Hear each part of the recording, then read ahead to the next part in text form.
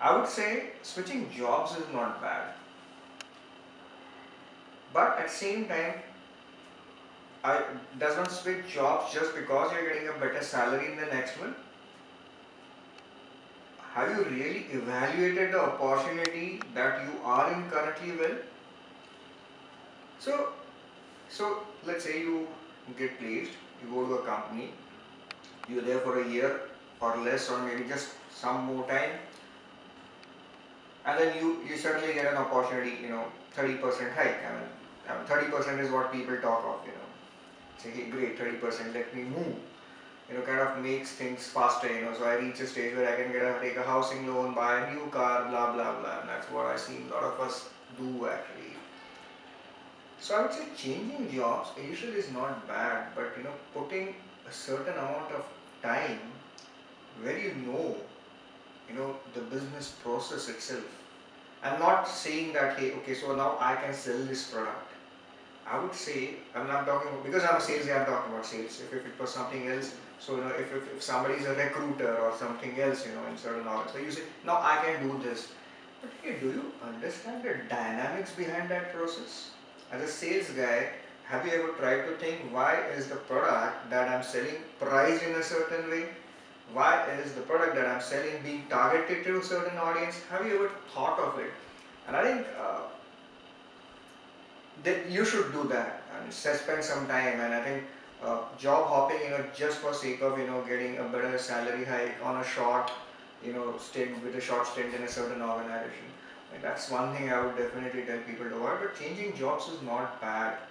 So in fact, I will definitely say that you should change jobs after some point of time. I've stayed in one organization now close to 15 years, but that's a different story. But I would say when you're starting your career, I think, and you'll always see that you'll have your calling. You'll understand that, hey, this is what I like doing. These are the kind of companies I want to work with. This is my skill. What are my strengths as an individual? And that's great. That I mean, it's not spiritual, but it's a professional self-realization when you say that, hey, I understand, what I'm good at. Okay, again, it can evolve over a period of time, and this is what I want to do. So unless you understand that, hopping for sake of it, yes, I understand there are personal necessities at time, which will make you hop jobs. But still, I would say, hey, be careful when you do that. Just for sake of it, don't hop jobs. Be careful. Know understand what you're doing. Learn. Just being okay. So, and if you say that employer is horrible, okay, I mean that's a very different perspective, and that does happen at times professionally. So I've been through that at times. So yes, changing jobs is not bad. It's the way you change it and the reasons why you change it, which makes sense.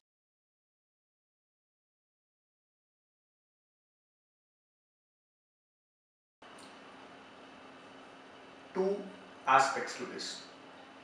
One is I think no company would basically remove guys or guys who are performers. So are you a high performer? If you are a high performer, I've been in organizations where I've seen my colleagues getting retrenched. And I was under tremendous pressure without realizing that I was actually a performer. I was getting great revenues, I was doing my targets. Why should I have been worried? But that was first time I went through that. But then I realized that actually it's unless a company is on verge of going burst, I mean the company itself is going to close down. Normally, it won't remove guys who are doing great. So they would like to have those great guys, because see, even in worst situation, business does not stop. And then there are situations where you are great and yet you might face the axe. I would say, hey, time to learn. Unless assuming, see, and hey, sometimes if the situation is really bad, if it's really bad, the trends are recessionary or if there's a recession, you might not get a job fast. I would say definitely I wouldn't advise anybody to sit at home. So if you recall that 6 months time that I spent in a college teaching, I think I must have taken a 40-50% cut on whatever I was earning as a salary. Still a young guy, but still, I mean, and as I told you, I just got married, so yeah, I had to ensure that I took home some money home, and it was small, but it helped me survive. It gave me that much needed time, to settle down in life, and on a personal level, where getting things in place, settle down, hey, what are my priorities, what do I really want to do in life. So I think everything's an opportunity rather than feeling dejected. Most importantly, again, I stress on fact.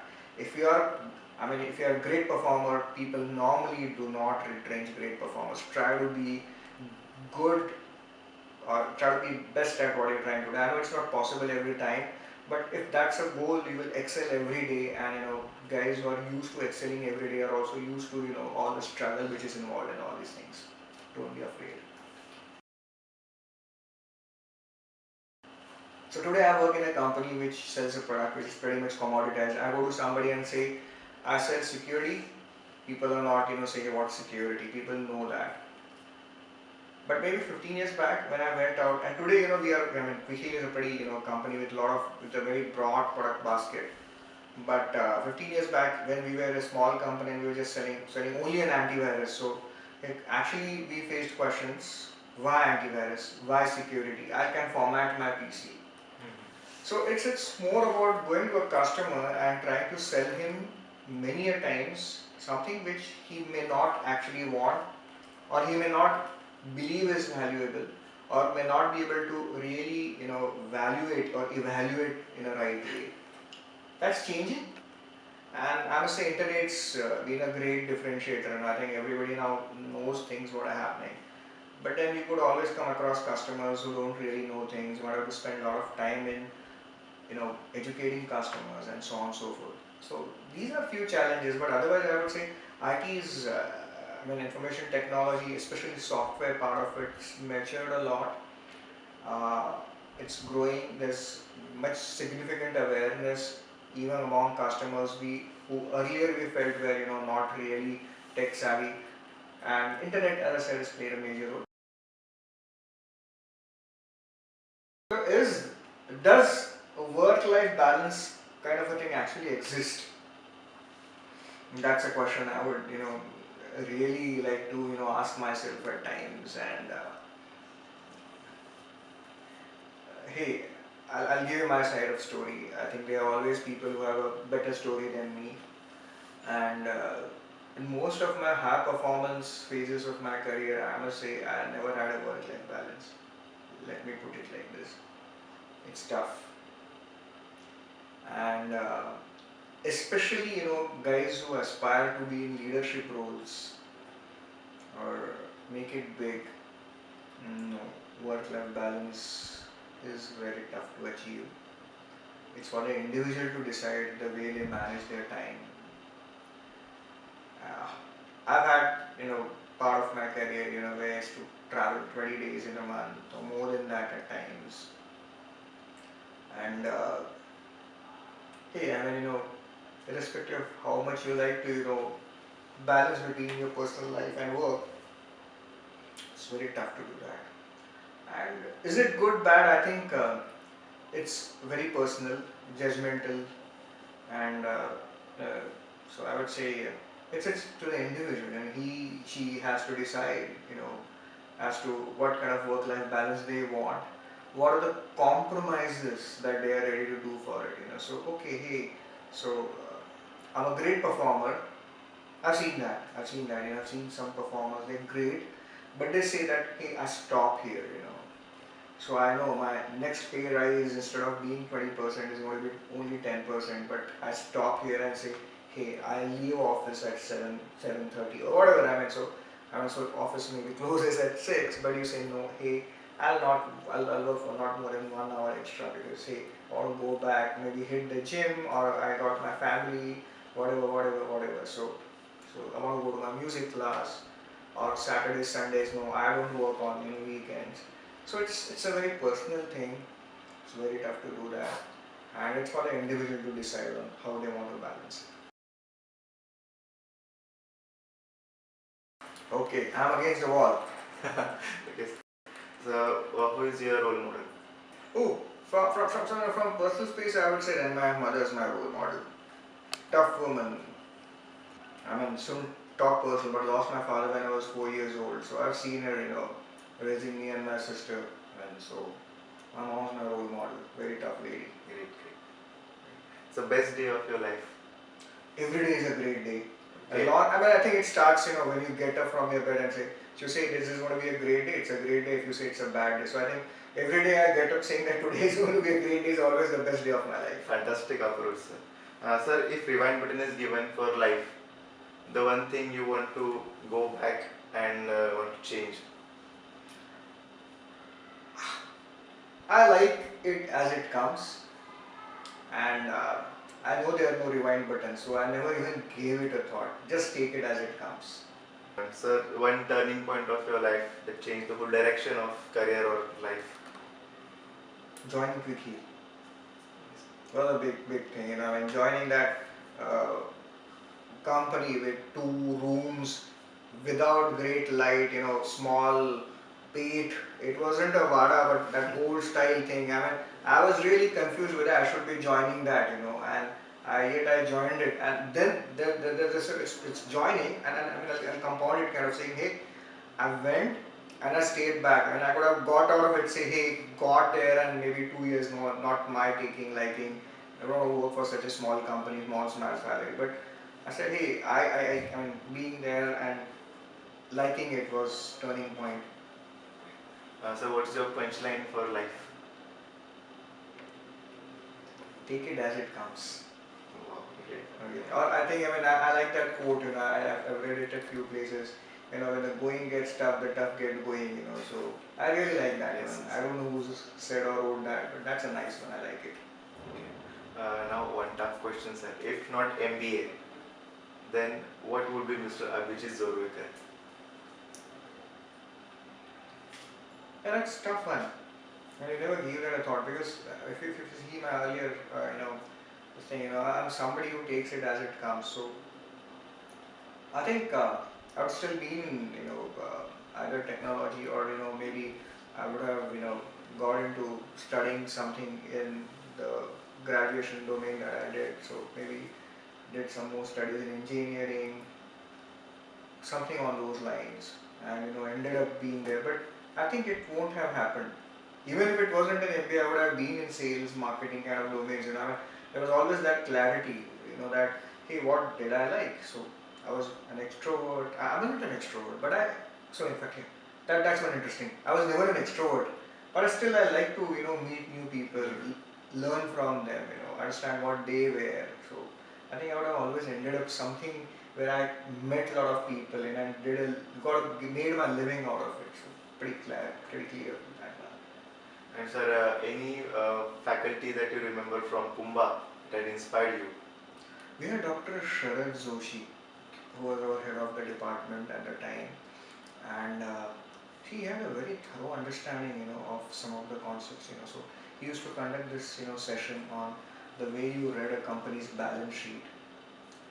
So his ability, the conviction with which he explained it. So I think that gave me. Hey, so if you want to get into something, you should really be able to understand that as a process. So processes don't exist only uh, in certain parts of life. They can be there in every part of life. And so I see. So hey, how does something happen? So if today I have a new guy coming to me and I'm saying, hey, how do I work? How do things happen? I can say, I always like to give this analogy. As you move ahead in life, your position becomes like you are like a batsman who's been in that crease for a long time, and you can see the ball very clearly. So you might not be a great batsman, but even irrespective of how fast the bowler is, you start seeing things clearly, and that's something which I could very well sense what we used to call an SLJ. So I could sense that SLJ could do that, like clarity and stuff. So I think I'm not saying I really reach there, but today when I look at things, if somebody comes to me and he asks me what do you guys do, how do you do it? I say, hey, so I've been that batsman who's been around for such a long time that irrespective of how fast the bowler is, I can actually visualize things as this is how it happens, this is how it will happen. I might not always have a counter action, but I still know what's happening, absolutely clear.